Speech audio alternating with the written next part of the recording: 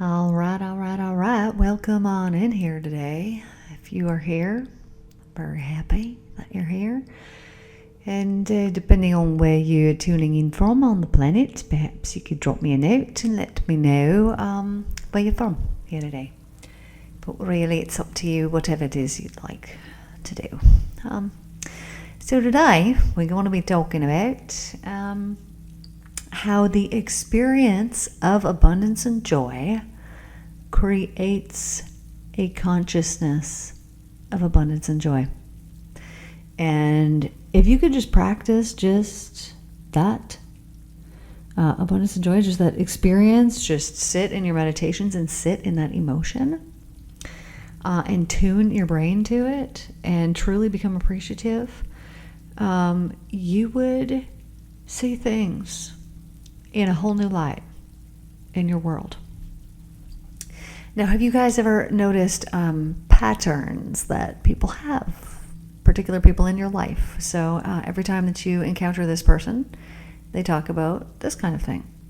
Every time you encounter this person, they talk about this kind of thing, right? Because this is their life, and everyone has, a different life. But have you noticed that those words and experiences also carry a frequency within them, and that frequency basically stays really consistent with the words meaning the frequency, because they two are interlinked. So if you want to change the experience that you're having in your life, you cannot do this when you expect the same thing to happen tomorrow as what happened yesterday and in the past.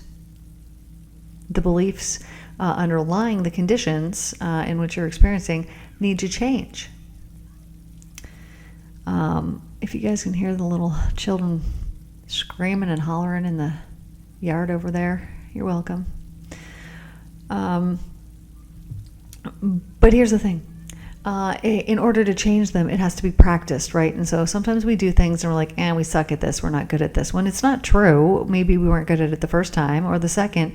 But if we actually practiced it, just like anything, we would get better at it, right? But the very first time you did something and then, you didn't do it right and you had to keep practicing in school, you didn't give up, you just kept doing it. But it was the practice that made it better. So practicing the experience, the feeling of the experience of abundance and gratitude brings more of it in. So incorporating that into a daily meditation would be extremely beneficial, because you are spending whatever period of time in a very high vibration, and that high vibration has a lot of force behind it, has a lot of power behind it, just like other certain emotions also do. But that in particular is a very, very powerful one, and when you focus on it, things begin to change, and you get more experiences that feel like that. So I was, for the first time in a very long time, watching a movie the other night, Cheech and Chong, Up in Smoke, hilarious. Anyways, I was with my friend and we had just been talking about, laughing. And I mean, you guys know, I get in laughing fits all the time. But I said, you just gotta ask for it. You're gonna manifest it. If you want that, because it is, it's fun, then you just request it. And so I did that when we were in Arizona, and it just doesn't matter. Whatever it is that you request that you want, when you believe it, you get it.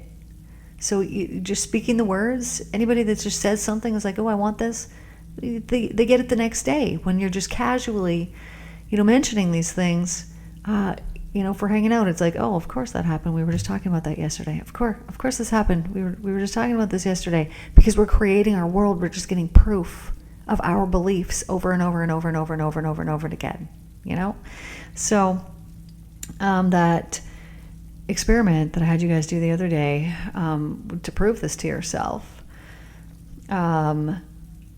give me the feedback on that when you guys see it. So it just depends. It just depends on the person. If it takes a couple minutes, couple hours, couple days, couple weeks, it just depends on the person and where you're at and how cloudy your mirror is. right? That beautiful, shining soul that you have. It's just like your mirror, and it gets all covered with this dust. It gets all clouded up when we are living not in divine alignment, meaning when we're not living under the truth, under the rules, under the law of universal love. Then it gets cloudy, and we don't see things clearly for what they truly are. They themselves disguise themselves from us, but it's really us that has done it. And through an expenditure of energy, wasted. We got to consider this sometimes as well. How much energy we are given, this beautiful, beautiful divine energy. And how much of it do we waste? Dude, sometimes it could be years. Oh, as I'm speaking this is giving me a lot of clarity as I'm speaking it. And we could waste years on things that we feel like we're stuck in our situation, and we're not. We can just exit el situational just like that, and then you're just like, oh, well, I guess I'm free from it now. And now I can use all this energy that I have that's just sitting here, not being wasted on that old situation anymore, and I can use it for whatever it is that I feel like I want to use it for. And if I put it towards my betterment, towards my well-being, well, then I guess that's the best possible situation, because it's exactly what we want to do, is to be absolutely free to spend our energy on high vibrational things. Because if we're not spending it on that, then guaranteed we're spending it on something lower, because that's the only other option.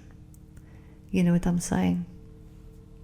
That when we're using it on something that is just a waste, like worries or fears or anything that is the opposite of that divine love, when we are wasting it, we're truly wasting it. This is our gift. This energy that we have, this is our life. It's our life force energy. It's all that we have. If we didn't have it, we wouldn't be alive. It's our soul energy. And if we are wasting it on low vibe things that are out of divine alignment,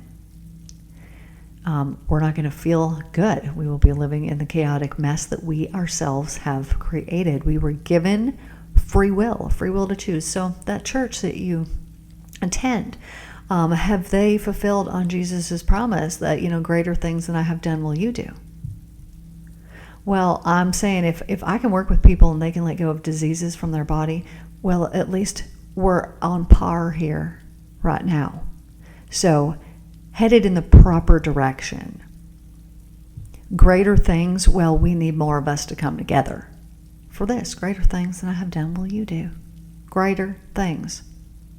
What are we going to do? What are we going to do together? I don't even know yet, but we're creating heaven on earth, an era of peace and love, and Jesus couldn't do that because he came to prepare the people to have some open minds to accept Jesus Christ. He was not acceptable by the Jews, which was the people he was there sent to save. And him coming back with his message here through the Christ letters is meant to save everybody, and especially those people who already believe in Jesus and who have an attunement in their ears for the truth and can understand that there is higher knowledge to be had, and that we don't need to be stuck living on somebody's decision 2,000 years ago to put whatever it was that they felt was important to them, an interpretation that didn't come from the actual man who was performing the miracles and doing the things, but from his buddies who didn't know him or really understand on a true deep level. That's just like saying you're going to write your best friend's story. Well, you're going to write it, but you don't know. You don't know. That's like saying you're going to come up here and I'm going to tell you all about this mountain. Well, I might tell you all about that mountain. I might tell you about the wildflowers. I might tell you about the rivers and the streams and the beautiful trees and the birds and the animals and the hills and the crevices. But you will not know that mountain. You will not understand it like I do.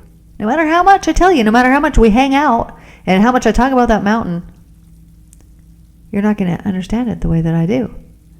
And so for people, Christians, to have an open mind to accept, just like Jesus was unacceptable to the people he came to save, to just accept and look into it. It's not going to harm you in any way. See, I was told it would harm me. What a terrible, terrible thing I was told. If I even entertained any information that was contrary to the Christian staunch beliefs that I already had, I was inviting in trouble. That's what I was told.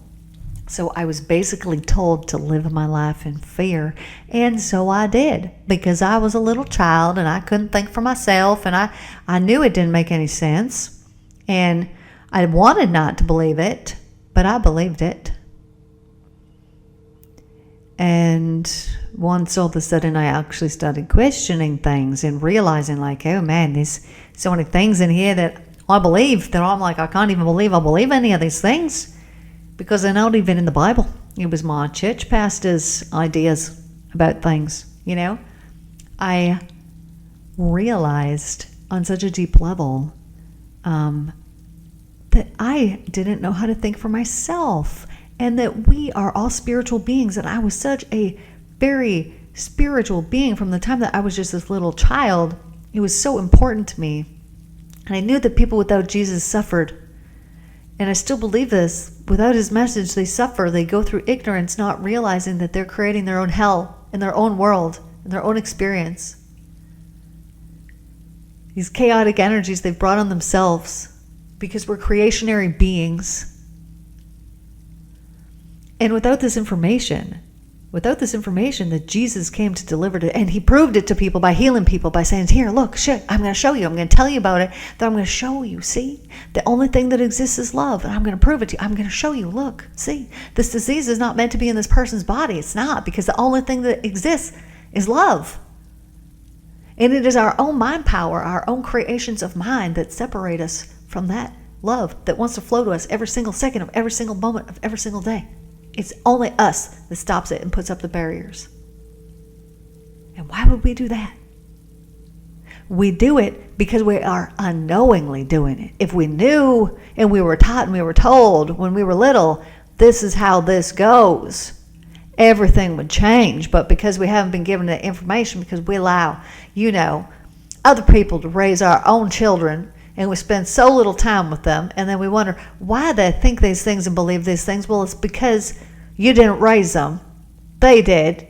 And because we've allowed these television sets on top of that to program through the media our children's minds, we have very little say in it because we don't have enough time with these little ones when we send them off. You know what I'm saying? So the best solution for this, I figured this out late, but at least I got some in some of those homeschool years where you can focus on languages and arts and beautiful, wonderful things. And what do you want to learn? Oh, you want to learn about that? That sounds real interesting. I want to learn about that too. And you can learn all kinds of amazing and wonderful things that are actually useful in this world.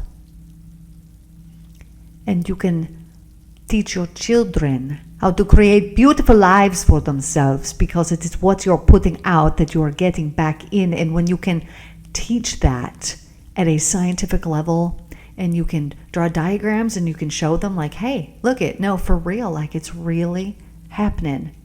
And then they go, that is cool. I'm going to put that into practice. And then they see real quick. Oh, yeah, you're right. I switched this about myself, and all of a sudden this is happening now. I started thinking this, and now all of a sudden this is happening. And they get this proof, and then their beliefs begin to change. And when we do this for our children at a young age, they don't have the same struggles that we have believing in it, because we're too hardened up. And we forget all those things that we used to think about, and the things that we used to do, and those things that we used to fear, and all those things that we used to put out. And we say, no, that's not me. I didn't have anything to do with this, all this mess here. We don't remember our karma from our past lives. Whereas children can come here and create a new slate. Yes, they will have to deal with karma from past lives, but this is a wonderful gift, because then it is clear and it is free, and they have created for themselves a wonderful, wonderful, wonderful future that is filled with freedom and truth and in alignment with the divine love that exists within everything. And then we've created an era of peace and love, and we've created heaven on earth. This was the intent. So I just want to say to all of you that I love y'all so much, and thank you for tuning in here today. And I know it's a short one, And you might not get any, this weekend here because I'm headed off to St. Louis. I know, taking a trip. I really didn't plan too far ahead here. And now you guys are going to be without audio. So I don't know what y'all are going to do without me, but I did record a divine movement. And so this is how I get into alignment through divine movement. There's many different ways that I get into alignment, and this is one of them. And it is in a video. I will post that one here this weekend so you guys can check that out. And so until I see you next time, all of you take care. Genuinely, I do care about you generally. Hope y'all have good. I hope y'all well wishes.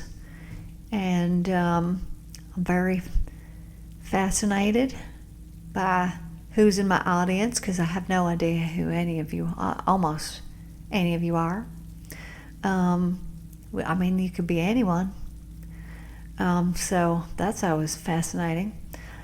And it's always lovely to get into contact with you guys. And I just can't wait to see you next time. So everybody have a lovely evening. See you guys next time. Bye.